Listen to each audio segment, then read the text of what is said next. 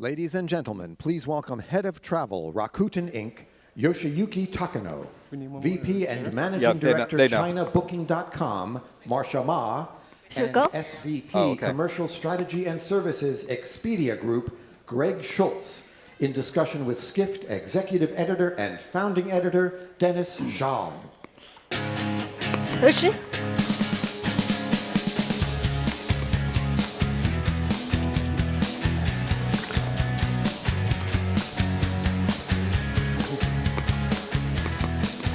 Okay. Look at this crew I got with me here today. Please don't forget your questions for Slido for the end of the session. So, are online travel agencies dead? We hear a lot of talk about growth is slowing, there's more competition. Are you guys really pessimistic? Do we look like pessimistic? No, not at all. No, does anyone think that OTAs are dead? There was, a lot of talk when, a lot of the online travel agencies are emphasizing profitability rather than growth these days. And there was a lot of talk with the rise of Airbnb that Airbnb was going to eat your lunch. I remember I asked the then Expedia CEO, Dara Khosrowshahi, is Airbnb going to eat your lunch? And he said he's very well fed. So no, seriously, what do you think about the future of online travel agencies and the possibilities of growth? Yeah, so online travel agencies are certainly not dead. We sold nearly $100 billion worth of travel last year, and in the first quarter grew those bookings 8%. I think we all have much work that we want to do, but this is a $1.6 trillion industry, and as one of the biggest, we're still only a small fraction of that overall industry. So a lot of room to grow, and it's a very exciting time, I'd say, to be in the travel industry. I've spent nearly half of my life in travel, and I don't think that there's been a time where I've been more excited. Wow. Marsha? Hi, definitely, first of all, it's a very big honor to have on this panel to talk about travel with all these travel veterans and experts. As a newbie of the travel industry, I definitely think travel is one of the most exciting areas. With all this great population from the emerging market like China, India, there's just lots of opportunities. Given China, there's less than 10% of people even have passport, even ever taking a flight. Imagine the great potential that would release when those type of people will go travel around the world. So I think that's one. And also, given how we evolve the technology with the AI and big data, I would say another growth opportunity will be driven by the technology on how we could provide the personalized, connected trip to those travelers. Got it. Yoshi? Yeah, I think the positive for the future. So yeah, in fact, OTA are growing steadily, and as regarding us, we achieved the double-digit growth last year, and we are doing well now as well. And if we can utilize, AI or big data, so we can provide a much better service to user. Great. So we have a very different collection of companies up here. Expedia has been more or less a full-service online travel agency for many years. Booking.com is heading in that direction, adding new things. Rakuten is, a very broad e-commerce platform with travel as part of it. So who's got the advantage? Who's got the better cards among you? Let's hear what we get out of them for this one. Well, I just said that there's plenty of room in this industry for a lot of companies to be successful. Expedia started 23 years ago, and the whole idea was to provide travelers more information, allow them to make an informed choice, allow them to actually see the data that the airlines or the hotels were providing to travel agents only.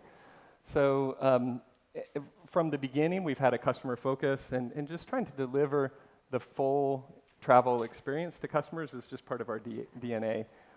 It's definitely important now. I can understand why Booking or other companies that are focused on one part of the experience are trying to expand, but certainly we're happy. So you can understand why Booking is trying to copy you. Is that what you're saying, Greg? Did you hear that? We have a huge amount of respect for Booking and what they've done to sell hotels, but there is no company like Expedia Group in selling the full trip. Yeah, we also respect Expedia. Back in my Silicon Valley days, I also tried Expedia a couple of times. But as soon as we find Booking, of course, I become Booking's loyal customers. I think for Booking, since our establishment, our vision is to empower the travelers to experience the world, and our commitment to build a global marketplace of experiences is also very much centered on the evolving needs of consumers about how they wanted to have connected trips, how they wanted to have more tutored kind of experiences, and connected experiences with accommodations, attractions, all that, right? For that, I think Booking has probably the biggest advantage over the selection, the coverage, and depth of the accommodations. And even for the alternative accommodation like a home, we recently have like a 5 million registration on a home. So we definitely see that. And also for Booking, as you also said, Booking has been a very innovative, always have this test-learn environment, and that will actually help us drive to the next page of the travel industry. Yoshi. Yeah, I also respect them. Come Expedia, but we take the unique approach. So we are kind of a unique conglomerate company. So we provide over 70 services globally, like e-commerce, banking, securities, insurance, mobile network operator service, and so on. And we share same brand name and loyalty program and membership and data. So the unique point is a loyalty program. We provide same point program across all services.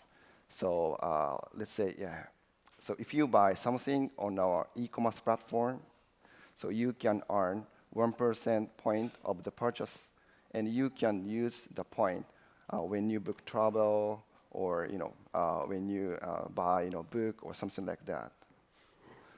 Great. So we've talked today a lot about how the future of travel is being tested in Southeast Asia and in China. So what do you see in terms of changing consumer behavior, and how does that affect your roadmap, your plans, your use of data? Who wants to chime in there? Okay, I can start. I think we talk a lot in China, of course, and also in the Booking, about how Chinese digital consumer behaviors is leading the rest of the world, right? If we put it in simple, three biggest trends I've seen is one, from PC going mobile, right? There was definitely different consumer needs and wants, and even the navigation habits we have to accommodate in when consumers is changing from looking and browsing when they have a coffee in their hand with a PC, a bigger monitor versus a small handset, right? While we're shopping, while we are waiting for somebody, or versus laying in bed before we go to sleep. Right, that's one thing. The second one is definitely the challenges and also opportunity brought about by the mobile payment. I was really glad that yesterday when I find out when I took a taxi from airport to the hotel, and all the taxi driver actually accept Alipay or WeChat. Right. So mobile payment, it becomes a must-have enabler we should have if we wanted to win that type of market. Yeah. The third one is in the mobile world, we do see the content-driven engagement. Chinese consumers, compared to others, they spend more time in terms of socializing with their friends, connecting with a friend through this fragmented time they have. Like how we can use different content and leverage different touch points to actually engage with customers, drive new sales opportunities. That's where we started putting in some innovations for our China-specific app. Right. Yoshi? Oh, so in order to adopt the change of user behavior, so we would like to utilize our common database and AI. So as I mentioned, so we share the data of user. And so let's say, so by utilizing this data, let's say, so if you buy dog food on e-commerce platform, we can recommend the hotel where you can stay with your dog. Mm-hmm. Or, or where the food is not that good. Yeah, and if your address is in Singapore and you use our credit card in Tokyo, we can recommend last-minute sale of a hotel in Tokyo to you or something like that. So we would like to utilize, the data. Yeah, and it's incredible the amount of data that we have now. We are currently processing about 2.3 billion interactions a day.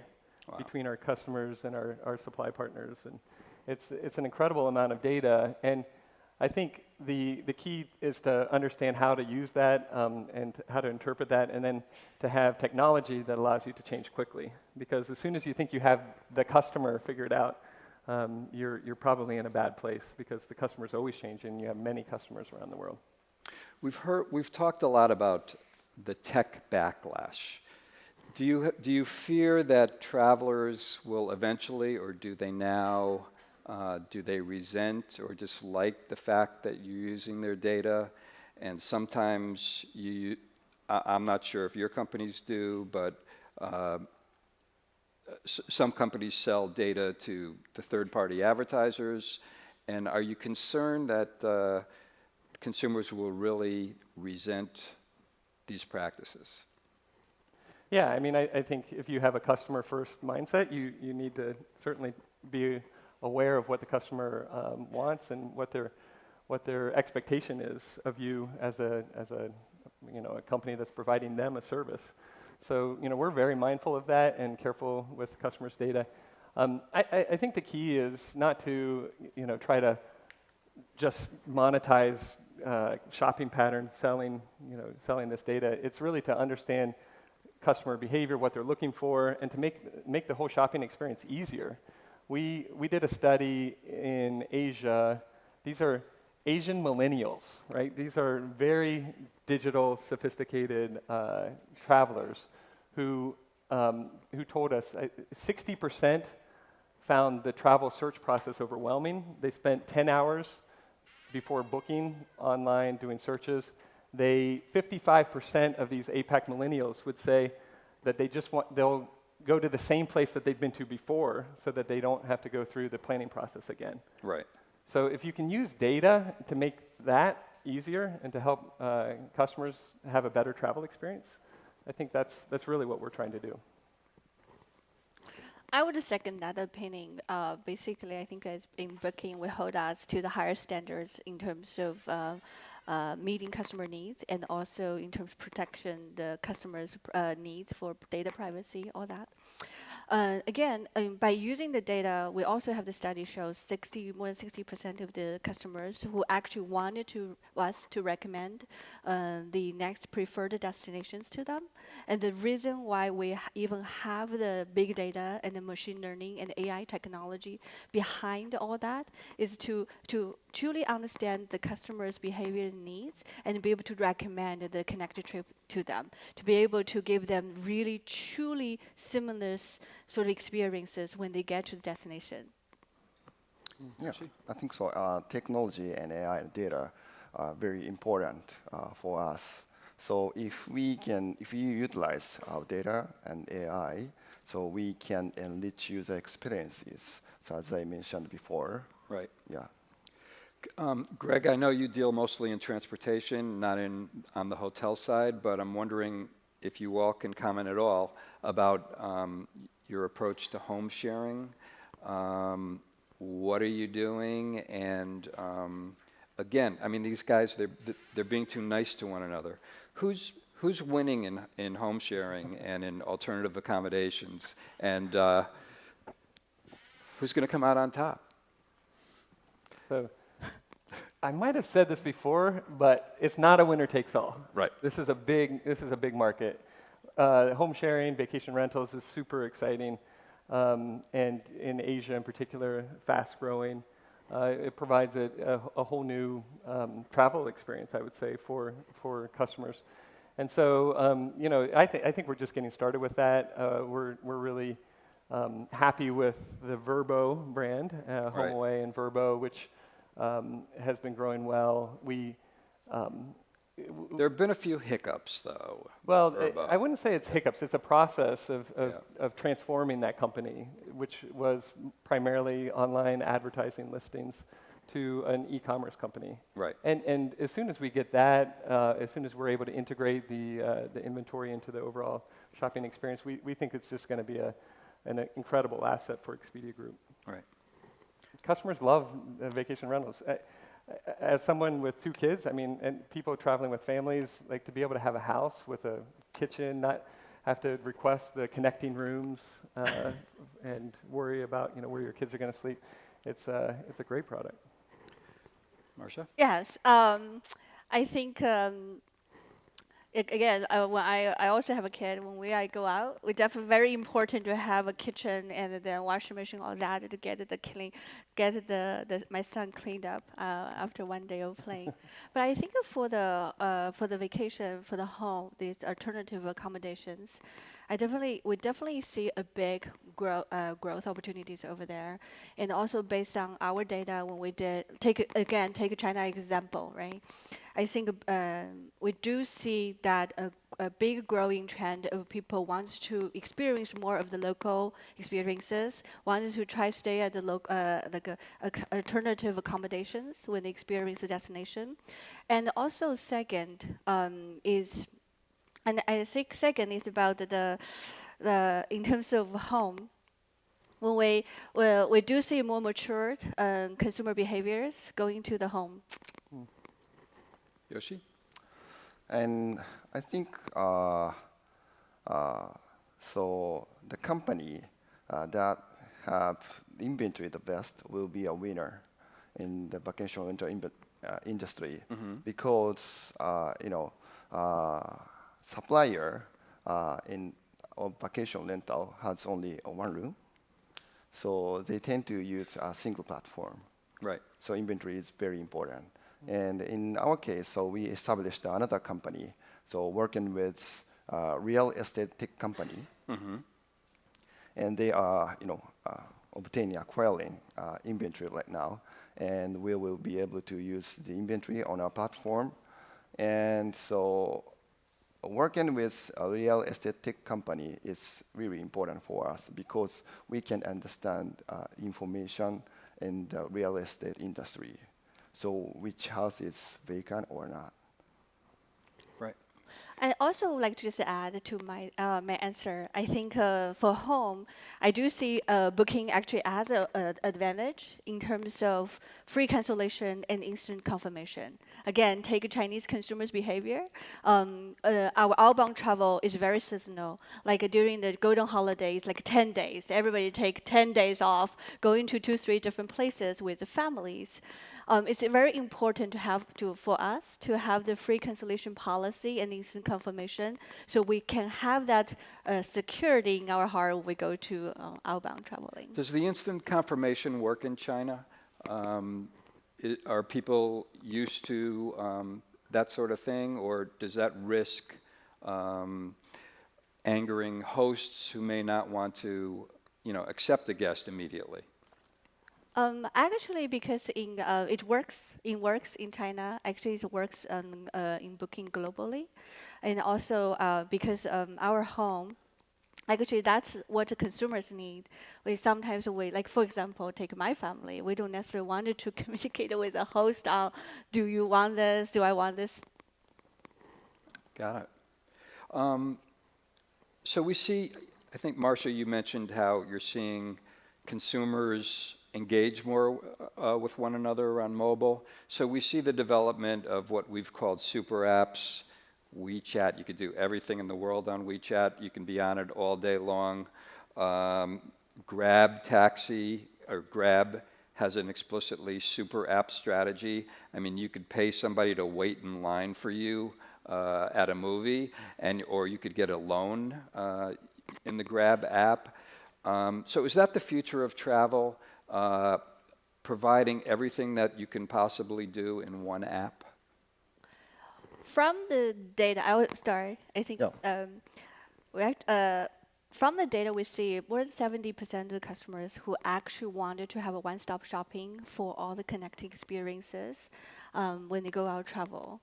So that's why I think Booking's vision has been enable travelers to explore the world. That's why we're so committed for our strategy of a global marketplace of experiences. I think the strategic thinking behind all that is to allow customers to have a one-stop shopping for seamless experiences within one app. And that is also what we are doing in China. That's why we are developing a China-specific app in China for the Chinese digital consumers to have all that. So we're also putting in the innovations to give more content, engagement, activities for customer to engage at a different point over the travel journey. Got it. I think Marsha said connected experiences. I think that's important. You have to believe that it makes it better for the customer for a super app strategy to work. So, I don't think that everything will combine together and you call it a super app and do a press release and magically it's great. You have to actually make it easier and better for the customers. And certainly in China, some of the connecting features of that are just critical, like payments for WeChat. Yes. We don't provide, super app like WeChat, but I don't think it's important to provide a super app. The important thing is, connecting the dots, connecting the service through, we are connecting service through our ecosystem, so user can access all services across our, ecosystem by using single Rakuten ID and same loyalty program kind of thing. So user can use our service, smoothly and seamlessly. Mm-hmm. But your travel app is separate, right? From right. But if you click the menu, so you can move to other services seamlessly. Got it. So we all know that running an online travel agency is a very easy thing to do. I mean, it's, it's... Really? What could I tell you? So that's my way of saying that AirAsia has ambitions of, almost becoming an online travel agency. They want to do hotels. They want to offer flights from other airlines. They want to offer online shopping. What advice do you have for AirAsia? I mean, is it like good luck with that? Are they here? Or other? Yes, they're here. Yeah. Well, I mean, AirAsia is a great company, and we were lucky to. Oh, hotels from Expedia on AirAsia, yeah. right? And well, we had a joint venture for many years, and right. I was on the board of the joint venture, so got to work closely with them. A huge amount of respect for Tony Fernandez and the entire team. They have really transformed travel in Southeast Asia and really all of Asia. Mm-hmm. And so I would never underestimate them. My advice would be just know that what makes you great at running an airline isn't necessarily the same thing that makes you great at being an OTA. Having strong digital skills and the things that they do really well online is important for their core business.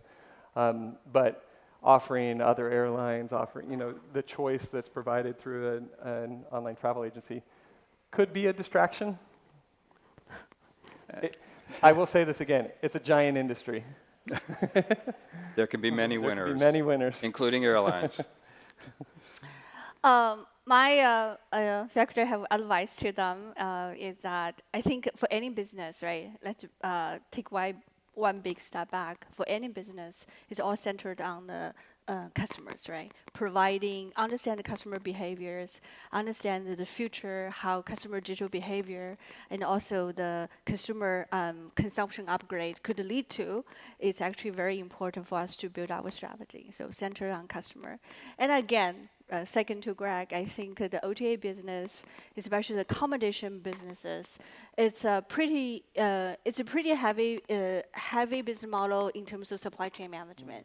It takes years of efforts. Takes offices from more than 192 192 countries and locations in the world for booking to build up our supply chain capability, the width and depth. So we'll keep eye on that. Okay. Yep. We'll see how things go with time. Yoshi? Yeah, it's not easy for them to provide, OTA service by themselves. So I think it's good for them to collaborate with OTA. Yeah. Right. I'm happy to see them have to negotiate with airlines. Oh my God. Can you imagine that? Well, I wonder if other airlines will really want to be there. So there's that. Why don't we go to the Slido questions? 14 people like this question. Your users start their journey in search. How do you survive as Google's products converge and improve? Google's putting everything together. Google's taking its time and improving its services. Again, in a Google world, other than China, is there a future for OTAs? How do you cope with Google? Google's doing more bookings themselves. I'm sure some of you partner with them on bookings at various times. So how do you deal with that? Yeah, so it's, I think, first of all, important to recognize Google's strengths and influence in all over the world, except China. It has, For China. and for us, they're an important technology partner, and I think that Although your CEO says Google is the company's biggest threat. Yeah, well, I mean, I think our view on Google is we want to partner with them. They're in a different business from us in that sense. And this industry is certainly big enough for people who play by the rules. Mm-hmm. We just want to make sure that everyone's playing by the rules. Right. Okay, I won't comment. Well, no, please do. Well, I mean, we Google's a dominant search engine, so it's not exactly a level playing field. Well, our focus, as I'm sure my fellow panelists would say, our focus is definitely on the customer. So if you're always looking over your shoulder at what Google's doing, I think you can lose track of what's most important. So we don't. We definitely see them as being in a separate business, but they are critical part of the travel ecosystem, and so we definitely want to make sure that our customers have a fair chance to experience our products in a way that's fair. Marsha? We share the same opinion on that, but also in addition to the sanctions, everything from China, right? I think one of the things we have seen from the evolvement of consumers' digital behavior when they migrate from PC to web is the decentralization of the entrance of the search behavior. Previously, on the PC world, everything starts from the search box, right? But in China, what we have seen is we also have search engine in China. But we have seen when customers in China, when they search for accommodation or where to go, they totally bypass the search engine altogether. They just go to individual app, right? I think that's something we could all think about, like how giving that type of consumer behavior, giving that the people get more social, gets people have more fragmented time to consume content and engagements, right? How we could use all this, use our data and then big data, AI, all the content, all these things to develop a new consumer needs and drive growth. Yoshi. Yes, I think it's difficult for Google to replace OTA business. So that because if they want to run OTA service, they need to have strong sales team. So in fact, we have over 280 salespeople in Japan, and so they have a strong relationship with hotel. Then so we can get a good inventory from hotel. And looking back to the history of Google, they never do that. Right. Yeah. And in addition to that, everyone says, so OTAs are very important client for them in terms of sales, ad sales. So I don't think, so they will be a set for us. Right. Okay. A question for Marsha, and anyone can chime in on this. What is A/B testing on Booking.com or revealing about the preferences of the Chinese consumer? Oh, okay, I'll tell Or you. maybe the others can talk about their own A/B testing and what it's showing. Yes. Well, it's interesting because in China, the majority of business focus on outbound traveling. So, so our target audience is those upper middle class, right, who has the means and the time to go out travel, right? So one of the things we did is just one simple example. So for the upper middle class, they're probably not as price sensitive as the usual crowds. So we find out through A/B testing, the sorting from highest price to lowest price actually really works in China. Huh.